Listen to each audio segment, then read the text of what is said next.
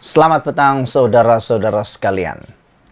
Selepas menolak pelawaan berdebat dengan Anwar Ibrahim dan Muhyiddin Yassin sebagai calon Perdana Menteri, Ismail Sabri Yaakob telah memberikan dua alasan. Pertama, kata Ismail Sabri Yaakob, berdebat bukan budaya Malaysia. Tapi ramai orang kata, kenapa di parlimen boleh pula debat? Kenapa debat yang mereka anjur ni tak boleh pula? Bukankah di parlimen juga adalah budaya debat?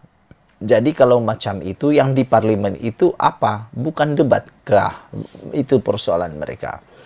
Alasan kedua Ismail Sabri Yaakob tidak mahu berdebat semalam ialah beliau kata berdebat tidak membawa apa-apa faedah kepada rakyat Malaysia. Kata Ismail Sabri, lebih baik bekerja daripada berdebat. Kerana kalau berdebat saja, keputusannya akan bersorak-sorak saja. Penyokong dibawa ke dalam dewan, penyokong bersorak-sorak, apa yang diperoleh oleh rakyat, kata Ismail Sabri. Tidak ada apa-apa faedahnya, katanya.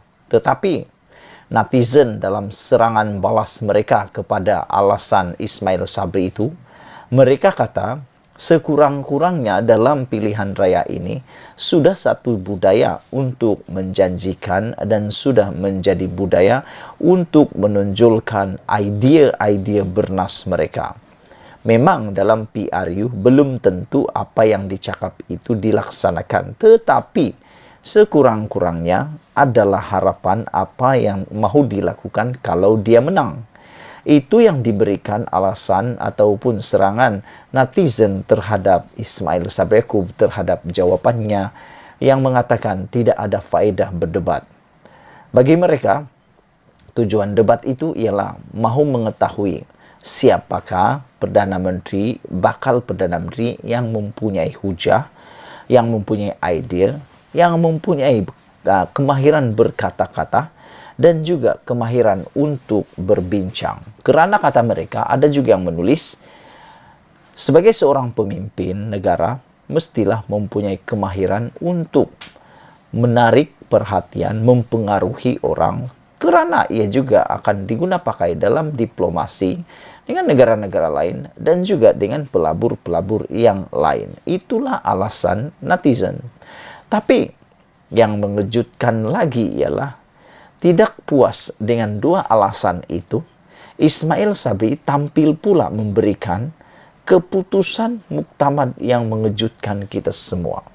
Apabila Ismail Sabri menyerang sekali lagi Anwar Ibrahim dengan mengatakan bahawa rakyat tak nak dengar janji potong gaji jika jadi Perdana Menteri. Hal ini kerana dua-dua bakal Perdana Menteri, yaitu Muhyiddin dan Anwar Ibrahim telah bercakap tentang gaji Perdana Menteri. Bahkan, kalau aku tak silap, Anwar kata, dia kalau jadi Perdana Menteri nanti, dia sanggup untuk tidak mendapatkan gaji Perdana Menteri. Janji dibuat pemimpin pembangkang menurut Ismail Sabri Yaakob untuk memotong gaji jika menang pilihan raya umum ke-15 bukan perkara yang hendak didengar rakyat, katanya. Aku tak tahu sejauh mana kebenarannya apa yang dikatakan ini, tetapi ramai juga netizen rakyat sebenarnya yang gembira dengan respon daripada Anwar untuk yang mengatakan bahawa beliau akan memotong gaji menteri dan Perdana Menteri kalau menang dalam PRU nanti. Perdana Menteri sementara, yaitu Ismail Sabri Yaakob, juga berkata, rakyat cuma ingin tahu apa yang kerajaan akan buat untuk menjaga kepentingan rakyat, terutamanya orang kampung. Kita jangan terkeliru. Sekarang ini macam-macam orang menyebarkan janji, keluar manifesto macam-macam, kata Ismail Sabri lagi.